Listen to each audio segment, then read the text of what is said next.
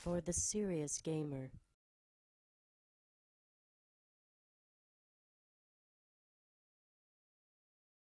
Hey, it's SpiderBite.NextGenTactics.com, and this is Mag Season 1, Episode 2, our first game of Suppression.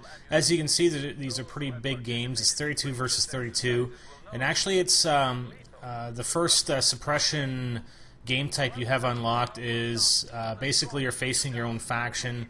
Supposedly it's not real ordnance you're using, but treat it as any sort of team deathmatch type game, and that's what Suppression is really. It's a team deathmatch. You don't actually have a score count, but what you'll see, you'll have two bars in the top. One's red, one's blue. You actually have different spawn points as well. Two different spawn points on this map, on Suppression typically. So we are on the blue side.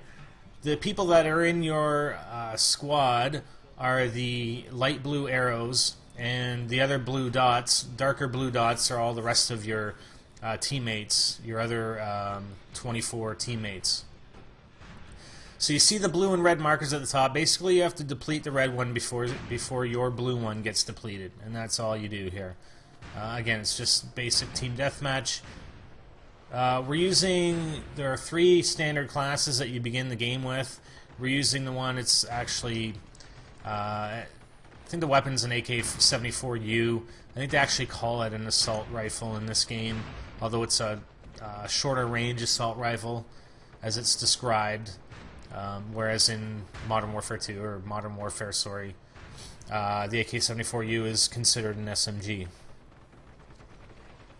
So I don't know the maps at all. This is the first time playing this map. It's called Seer Arva something or other.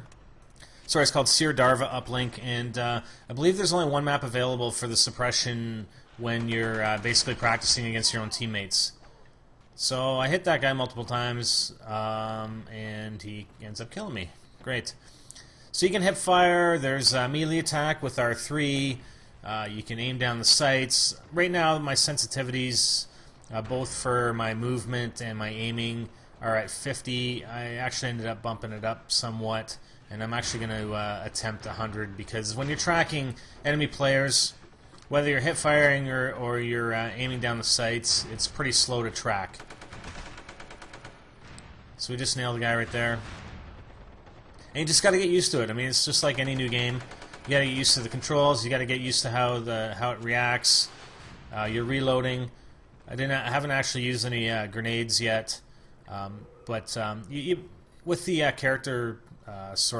class creation, and here are the different spawn points. Basically, they're essentially side by side, really. So it doesn't really matter which spawn point you pick on this map. Some of the other game types, you have different spawn points. And as you progress, I'm sure that you can open up new spawn points so that you actually spawn closer to the action. Because a lot of times, especially on Suppression, when you're spawning way back where we are, I mean, it's going to take you a few seconds to get back into the action. So yeah, we're going to stick with our assault class here. And again, when you're creating your class, you actually have 6 slots. You have a primary weapon, a secondary weapon. You have a couple equipment slots. You have some an armor slot, and a heavy weapon slot like an RPG that we end up equipping later on. So the equipment pack, and I don't actually discover this until a few games later.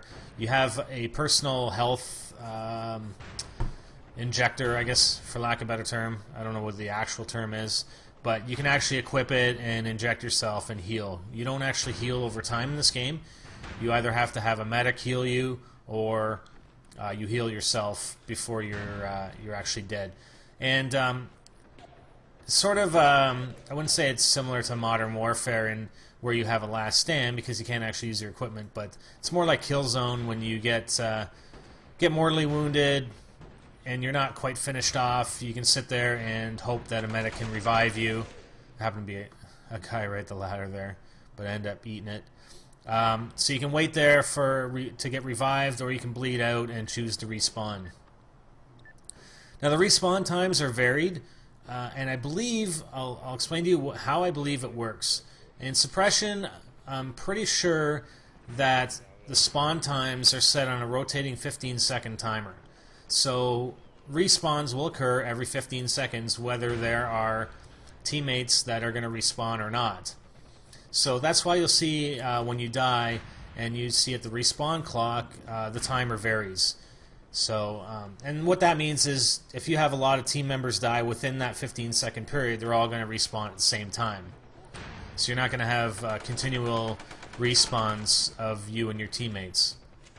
The other thing this means, and it becomes pretty useful, like communication is key in this game.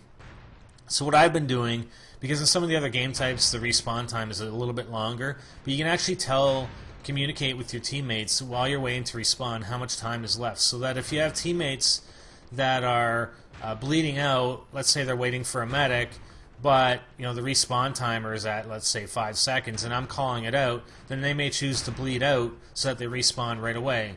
Whereas, if I'm calling it out at 15 seconds, then they can time it and maybe not bleed out for 10 seconds in hopes that a medic will come over to heal them, and then once they get down to about 5, if the medic hasn't come over, then they could hit bleed out and respawn. So there's a respawn timer. It's actually 15 seconds. So it kind of sucks when you end up hitting the respawn timer right at the very beginning at 15 seconds. But like I said, I start communicating with my teammates. I'll say, hey, respawn time 15 seconds. And like I said, if guys are bleeding out, then they can remain bleeding out for another 10 seconds before they hit X to bleed out, and hopefully somebody can heal them. Also, communicating enemy positions. I mean, it's pretty tough, 32 on 32 on this type of map. I'm sure some of the other maps are a little bit bigger with some more spawn points. I mean, we'll see as we progress. But calling out positions may be a bit more useful, and definitely more useful in some of the other game types, as you'll see. So again, we haven't actually used any grenades, but we will in some of the future games. This is actually part 1. The games are fairly long. Some of the sabotage games are set up for 20 minutes if you don't achieve your objectives, and these games end up being pretty long. So I think this game's about 15 minutes, so we cut it in 2. So this is part 1, and that's it. We'll continue with part 2 very shortly. I'm SpiderBite for NextGenTactics.com, and I'm out of here.